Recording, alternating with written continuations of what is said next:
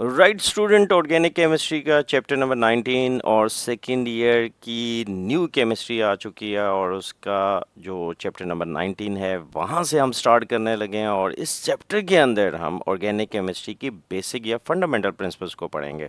ये तमाम चीज़ें वो हैं जो कि आपने स्कूल केमिस्ट्री के अंदर पढ़ी हैं और ये एक सॉर्ट ऑफ रिवीजन होगी आपकी। बेशुमार जगहों पे नई चीज़ें भी ऐड होंगी या कई जगहों पे जहाँ पे केमिस्ट्री के अंदर आप थोड़ा सा लैग कर रहे हैं वहाँ पे आपके कंसेप्ट भी बेहतर होंगे। इस लेक्चर के अंदर हम दो टॉपिक्स कवर कराएंगे, 19.1 एंड 19.2। तो शुरू करते हैं आज का लेक्चर। राइट, सबसे पहले हम देखते हैं the scope of organic chemistry. We have 20 million plus organic compounds, यानी ऐसे कंपाउंड जिसमें कार्बन मौजूद है। आईयूपीए की नई डेफिनेशन है ऑर्गेनिक केमिस्ट्री की। सबसे पहले हम देखते थे कि the chemistry of carbon containing compound is organic compound, यानी ऐसे कंपाउंड जिसमें कार्बन मौजूद होगा वो ऑर्गेनिक कंपाउंड होगा। बट हमने ये डेफिनेशन जो है वो देखनी है, राइट, ये वाली, right, the study of compounds containing carbon where the carbon is bonded to itself, hydrogen or other element excluding some traditional inorganic compounds. So IUPAC definition के अंदर हमारे पास क्या है कि कार्बन कंटेनिंग कंपाउंड्स तो मौजूद हैं, लेकिन आपने देखना ये है कि कार्बन अपने साथ भी कार्बन बॉन्ड बना रहा हो या हाइड्रोजन के साथ बना रहा हो, और इसी तरीके से ऑक्सीजन, नाइट्रोजन एंड सल्फर वगैरह भी हो सकते हैं। तो study of hydrocarbons and their derivatives is the actual definition of organic chemistry, यानी ऑर्गेनिक केमिस्ट्री केमिस्ट्री की एक ऐसी ब्रांच है जिसमें हम हाइड्रोकार्बन्स और उससे डिराइव्ड होने वाले जो कंपाउंड्स हैं उनको स्टडी करते हैं। तो अभी तक हमने ये दो चीज़ें देखी हैं। 20 मिलियन प्लस ऑर्गेनिक कंपाउंड बहुत ज़्यादा होते हैं किसी भी एक एलिमेंट के। एंड सेकंड जो है हमारे पास है study of carbon containing compounds in which carbon is linked to itself with hydrogen and with other elements, right। जो शुरू में हमने डेफिनेशन की थी कि जी carbon containing compounds organic compound है, वो डेफिनेशन क्यों लूज हुई, उसकी रीज़न है ये कंपाउंड्स, ऐसे कंपाउंड्स जो कि कार्बन कंटेनिंग तो हैं लेकिन दे आर इनऑर्गेनिक कंपाउंड। पहला देखिए, सोडियम कार्बोनेट्स, यूजली जो कार्बोनेट्स हैं उसमें कार्बन मौजूद है but they are inorganic because वो ज़मीन से एक्सट्रैक्ट होते हैं। पोटाशियम साइनाइड्स, अब यहाँ पे भी कार्बन मौजूद है, राइट। अब यहाँ पे अगर पोटाशियम की बजाय अगर कोई मिथाइल या प्रोपाइल या अल्काइल ग्रुप होता तो ये फिर नाइट्राइल्स कहलाते और ये ऑर्गेनिक कंपाउंड्स हो जाते हैं। तो ये ज़हन में आपने ज़रूर रखना है कि पोटाशियम साइनाइड जो है ये बेसिकली इनऑर्गेनिक कंपाउंड्स है और नाइट्राइल्स जो हैं वो ऑर्गेनिक कंपाउंड्स हैं। Carbon dioxide, carbon monoxide, all these are carbon containing compounds but inorganic nature. तो बाजू का ये क्वेश्चन आ जाता है कि name certain compounds which contain carbon but they are inorganic, तो आप ये एग्जांपल दे सकते हैं। सो फर्स्ट स्लाइड पे हमने देखा कि हमारे पास डेफिनेशन ऑर्गेनिक कंपाउंड्स की तादाद कितनी है और कौन से ऐसे कंपाउंड्स हैं जिनमें कार्बन मौजूद है बट वो इनऑर्गेनिक है। तो चलते हैं next, distinguishing between organic and inorganic compounds. तो हमने ये देखना है कि ऑर्गेनिक और इनऑर्गेनिक कंपाउंड्स का फ़र्क क्या है, राइट। सबसे पहले बात होती है melting point. Organic compounds have low melting point but inorganic compound have high melting point because of the strong bonding.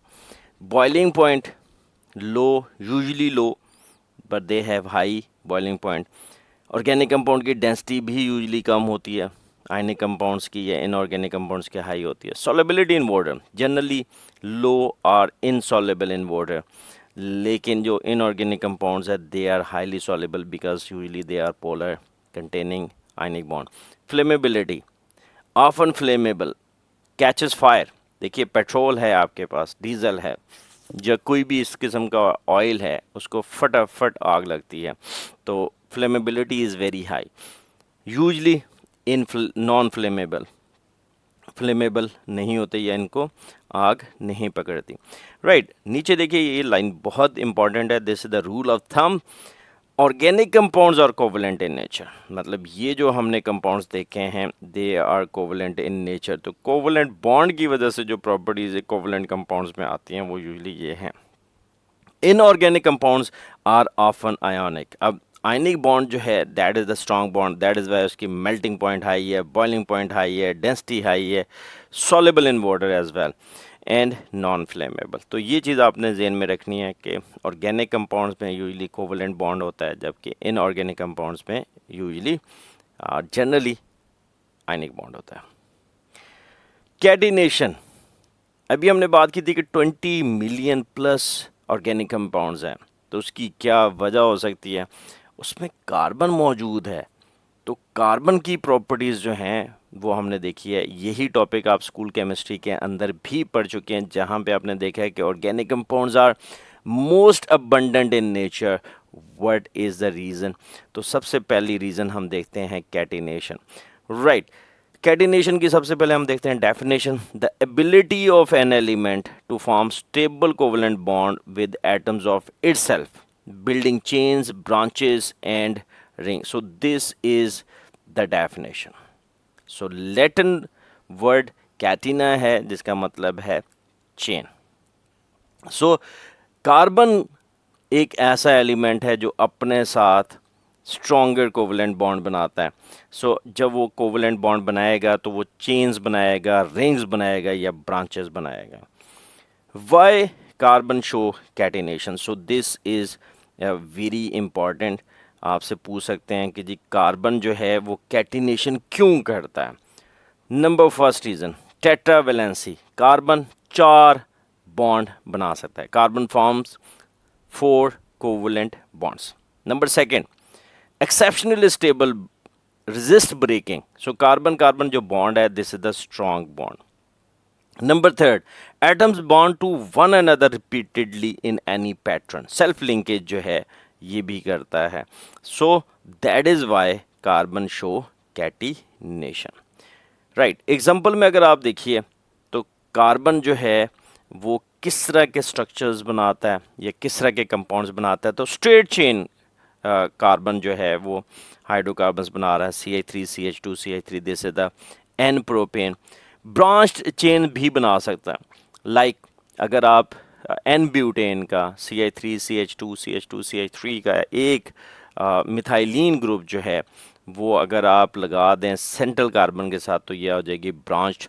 And rings like cyclohexane and multiple double और ट्रिपल बॉन्ड। तो इसको हम ड्रॉ कर लेते हैं। देखिए यहाँ पे जो स्ट्रक्चर होगा वो CH3 CH3 यानी ये जो CH3 है ये ब्रांच के तौर पे जो है वो इस CH के साथ अटैच होगा। साइक्लोहेक्सेन, तो साइक्लोहेक्सेन का बच्चों जो है वो कुछ ऐसा स्ट्रक्चर होता है, right. This is cyclohexane. 6 corners हैं आपके पास, सो 6 corners shows 6 carbon atom. CH2 होगा, CH2 CH2 CH2 CH2 and CH2, 6 CH2 आपस में अटैच हैं। Remember one thing, CH2 is the methylene group. अच्छा, ओपन चेन स्ट्रक्चर में हमेशा जो टर्मिनल कार्बन है वो CH3 CH3 होंगे। स्ट्रेट चेन हाइड्रोकार्बन्स में, स्ट्रेट चेन में या ब्रांच चेन हाइड्रोकार्बन्स में हमेशा जो टर्मिनल्स कार्बन होंगे वो यूजली CH3 होंगे, जबकि रिंग के अंदर there is no terminal carbon, क्योंकि रिंग है तो ऑब्वियसली CH2 टर्मिनल हो सकता है, बट टर्मिनल है ही नहीं तो CH2 ही होंगे सारे, ठीक है। तो रिंग में आपको टर्मिनल कार्बन नहीं मिलेगा। मल्टीपल बॉन्ड्स देखिए, मल्टीपल बॉन्ड से मुराद है carbon double bond carbon, and triple bond से मुराद है carbon triple bond carbon. So carbon double bond carbon and carbon triple bond carbon, right. Quick check 19.1a, we have to draw the isomers of C5H12. C5H12 means this is the propane. तो पहला देखिए structure आपके पास है N propane का, right. So this is the N-pentane. CH3, CH2, CH2, CH2, CH3. All the 5 carbons are in straight chain. Formula is C5H12. दूसरी तरफ अगर आप देखिए तो आइसोपेंटेन है, एक कार्बन आपने सेकेंड कार्बन के साथ ब्रांच के तौर पे लगा दिया है. So this is 2 methyl butane, यानी स्ट्रेट चेन में 4 कार्बन है, पांचवा कार्बन जो है वो ब्रांच के तौर पे मौजूद है. So this is 2 methyl butane. Neopentane में क्या किया आपने, 2 मिथाइल ग्रुप जो है वो आपने ब्रांचेस के तौर पे लगाया. तो अब देखिए सेकेंड कार्बन, यानी यहाँ से स्टार्ट करें या राइट हैंड साइड से स्टार्ट करें, नंबरिंग दोनों तरफ से कार्बन नंबर 2 है, तो कार्बन नंबर 2 के साथ 2 मिथाइल ग्रुप हैं. स्ट्रेट चेन में 1, 2 एंड 3 कार्बन आएंगे. So this is the propane. And second carbon के साथ क्योंकि 2 मिथाइल ग्रुप हैं, so this is 2 methyl propane. So 2 methyl propane. So 3 isomers बच्चों आपने बनाने हैं, n pentane, isopentane and neopentane. Second, isomers of C6H14. 6 के 6 कार्बन आप सीक्वेंस में रखें. So this is n hexane. एक स्ट्रेट चेन में से एक मिथाइल ग्रुप जो है वो CH3 लगा के हटाइए और सेकेंड कार्बन के साथ लगा दें. This is 2 methyl pentane. अब अगर आपने CH3 जो है वो तीसरे कार्बन के साथ लगाया, सो this is 3 methyl pentane. 2 methyl लगा दें और एक ही कार्बन के साथ, सो दिस इज 2 डाइमिथाइल ब्यूटेन. और अगर एक और 2 कार्बन के साथ, यानी सेकेंड एंड थर्ड कार्बन के साथ मिथाइल लगाइए तो 2, 3 dimethyl butane. So these are the isomers of C6H14. इसकी प्रैक्टिस कीजिएगा, quick check is important, paper में आ सकते हैं. Classification of hydrocarbons. हाइड्रोकार्बन की बेसिकली 2 क्लासेस हैं. हाइड्रोकार्बन्स अभी हम देख चुके हैं कि हाइड्रोकार्बन्स ऐसे कंपाउंड्स हैं जिसमें कार्बन और hydrogen as a major constituent मौजूद हैं. तो अगर एक कंपाउंड है जिसमें सिर्फ आपको कार्बन और हाइड्रोजन ही नज़र आ रहा है तो those are hydrocarbons. Right, hydrocarbons की 2 क्लासेस हैं जी. एक है एलिफेटिक. एलिफेटिक से मुराद होता है जी ओपन चेन. अब ओपन चेन के अंदर अभी हमने देखा था स्ट्रक्चर के लिहाज से स्ट्रेट चेन, ब्रांच चेन हो सकती है.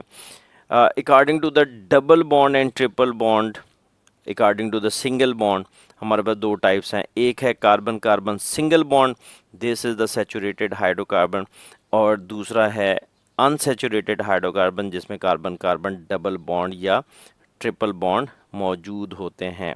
राइट, इसके साथ में जनरल फार्मूला भी लिखा हुआ है, दैट इज CnH2n+2.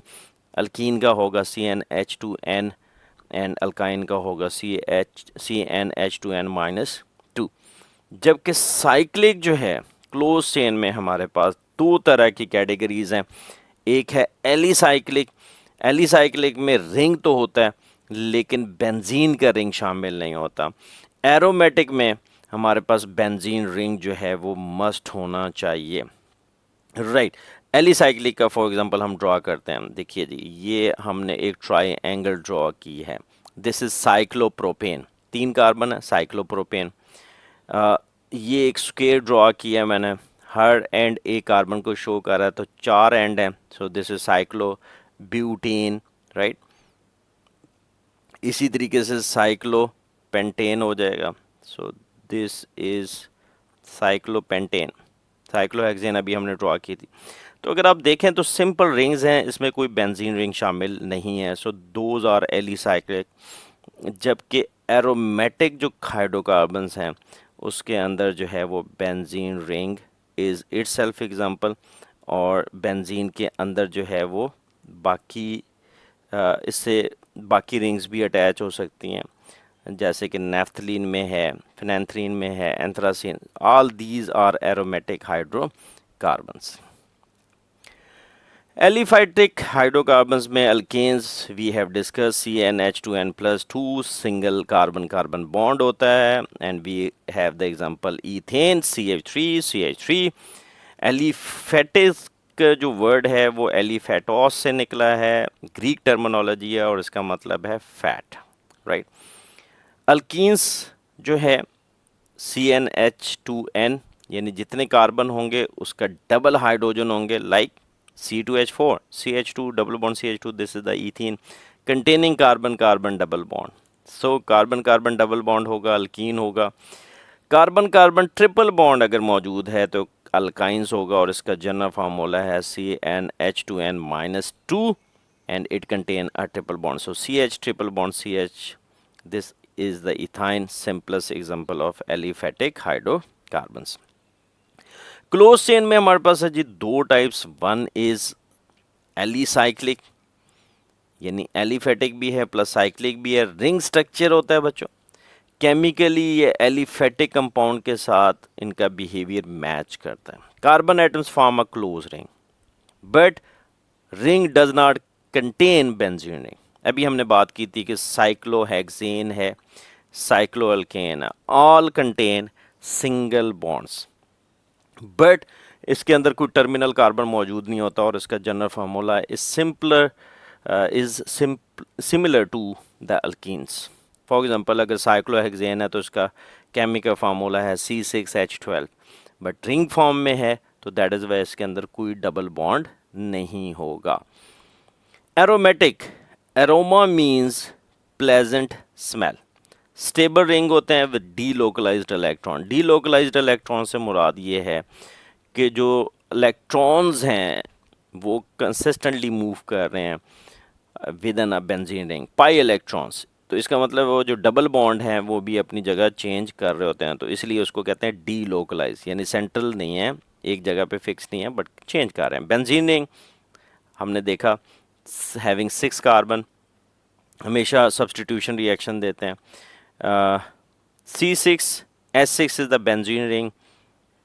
अगर उसके साथ CH3 लगा दें एक हाइड्रोजन निकाल के, लाइक दिस बेंजीन रिंग है बच्चों, ये आपके पास, this is the benzene ring, cyclohexane हो गया। और अगर इसके अंदर हम alternatively 3 bond single double bond बना दें, ठीक है, single double single double single double, so this is the benzene.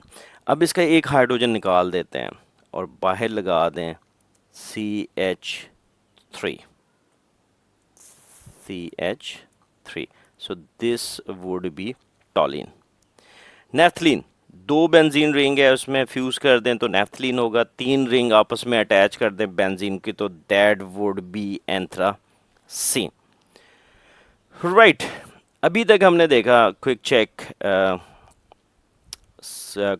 19.2 में हम देखते हैं कि अभी तक हमने क्या पढ़ा। So applying the classification rules to real compounds. कौन सी कंपाउंड है जी? CH3, CH2, CH3 तमाम के तमाम स्ट्रेट चेन है, टर्मिनल कार्बन भी हैं, सिंगल बॉन्ड है, तो ये एलिफेटिक है, ओपन चेन है, और ओपन चेन में आपके पास अल्केन है। राइट, अब देखिए टर्मिनल कार्बन्स हैं हमारे पास, सो ओपन चेन हो गया, यानी कि एलिफेटिक हो गया। कार्बन कार्बन डबल बॉन्ड भी है तो इसका मतलब है ये अल्कीन है। So aliphatic class and alkene. Cyclohexane 6 carbon है और रिंग फॉर्म में है, तो अब ये रिंग आ गया, तो ओपन चेन तो नहीं हो सकता, यानी एलिफेटिक तो नहीं हो सकता, एलिसाइक्लिक होगा। साइक्लिक या रिंग हाइड्रोकार्बन है, साइक्लिक है। अब क्योंकि साइक्लोहेक्सेन में बेंजीन रिंग नहीं है, so that is why this is known as alicyclic. Cyclohexene, अब साइक्लोहेक्सीन में एक डबल बॉन्ड आ गया, सो एलिसाइक्लिक है बट इसके अंदर कार्बन कार्बन डबल बॉन्ड है। बेंजीन एरोमेटिक कंपाउंड है क्योंकि इसके अंदर बेंजीन रिंग मौजूद है। टॉलिन का भी हमने स्ट्रक्चर ड्रॉ किया है, एरोमेटिक है और बेंजीन रिंग मौजूद है। नेफ्थलीन 2 बेंजीन रिंग आपस में अटैच है, सो एरोमेटिक है एंड फ्यूज बेंजीन रिंग है, यानी 2 रिंग्स जो हैं वो आपस में मिले हुए हैं, अटैच्ड हैं, एक दूसरे के साथ जुड़े हुए हैं।